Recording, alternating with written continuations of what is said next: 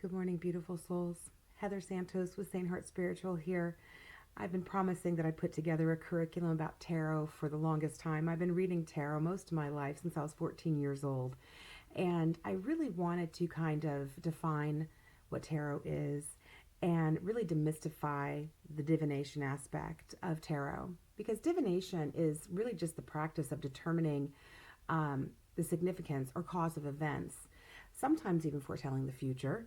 But we have free will. So if we know that we can divine things that we see may be potentially happening in the future, we can also alter that future, which is fabulous. So there's various methods, natural, psychological, psychic, and many other techniques that have been used for divination. Divination tools have been used for centuries by various religions and pagan practices.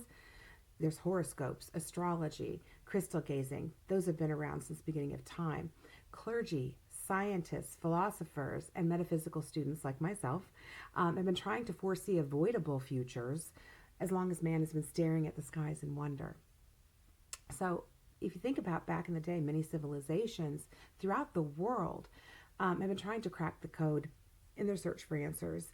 And they're really not that different, if at all. If you think about it, religions and pagan practices cross each other all the time. It really is a lot about semantics, because if you look back at the Vikings, we'll start there, they used runes. Runes were often bones carved with these Viking symbols that literally to the naked eye don't mean much. But special readers could look at the runes and really ascertain or divine messages, and they could share that with their patrons. So Aztecs used scrying, which is sketching in reflective surfaces, and they didn't really have a lot of mirrors around, so they often did it in water on top of glass, on top of a black surface. Greeks have been using cubomancy for years, and that's rolling the dice. And it wasn't just like one or two, it was like six dice, or sometimes a significant number of dice, and how the dice landed, fell, and the numbers meant a certain thing, and that's how numerology got started. Another form of divination. Favomancy, believe it or not, is used in the Mediterranean, and that's reading beans, like fava beans, favomancy. Some practices tumble bones, stones, wood pieces. Reading tea leaves is a divination tool. I mentioned numerology before. That's arithmancy. The list goes on and on. I could go on for days about the different tools of divination that have been used. But one I just wanted to point out, and this is really for my fellow Christians. I was raised very Christian. Since then, I have become really metaphysical, and I did not denounce my Christian faith, because I believe all religions and all pagan practices have merit. Belief is a very private practice, but I can say that claromancy, which is the actual casting of lots, was used, and I'm going to just look at my notes here, because this was actually in Acts 1 verses 23 through 26, where they decided to find a replacement for Judas Iscariot, and the remaining 12 disciples decided to cast lots to determine who should be the next for the 12 disciples. Therefore, divination is arguably an accepted practice even in the early church. So tarot was an evolution by man using symbolism in the cards to gain divination purposes, which is called cartomancy. So cartomancy started back in the 1400s, and the cards that were used actually was a regular deck of playing cards. It was the 52 cards that we use today, which is the ace through 10 and the court cards. But it was changed for tarot. There's no jack. It's actually a page. The queen is technically higher than the king in the case of court cards. And it's really kind of fascinating, especially to me, how the word tarot came from the word tarocchi. Tarocchi is Italian word loosely translated to mean foolery. And the reason is because the cards that were added, the 22 major arcana cards that were added to the 52 cards, is the Fool's Journey. So it talks about the fool starting off, he's jumping off of a ledge, literally stepping off into the world, if you will. It's a leap of faith that the fool is taking, and he meets the magician and the high priestess and the empress and the emperor, and the Hierophant. And these are all major stages of the fool's life. And if you think about how our life is, we are open to the wonders of the world of the magician, and we meet the high priestess, which could be arguably be our mother, the empress and the emperor. Again, these could be major influences in our life. The Hierophant, it is often described as a bishop, and it goes on and on. I'll get into those card meanings a little bit later in this training, but I really wanted to just talk about the history of tarot briefly, because it can be quite lengthy, and there's many, many, many decks. But the traditional thought is that it was kind of a debate that was going on between a bishop, oddly enough, I just mentioned that, and a scholar in the 1400s. And they had this debate going back and forth where they were studying if it was really kind of evil, or if it was more of a divination tool, like many other divination tools in the past.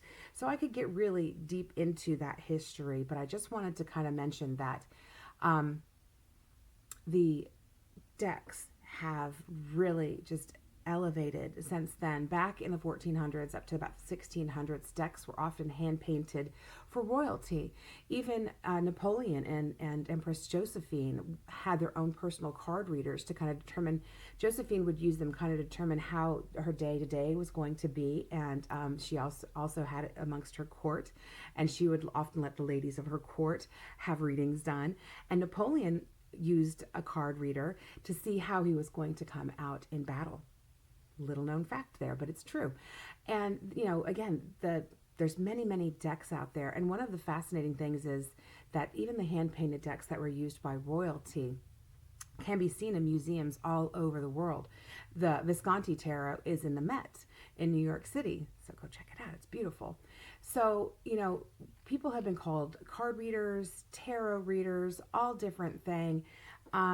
And there's even way back in ancient Egypt, there was a Book of Thoth.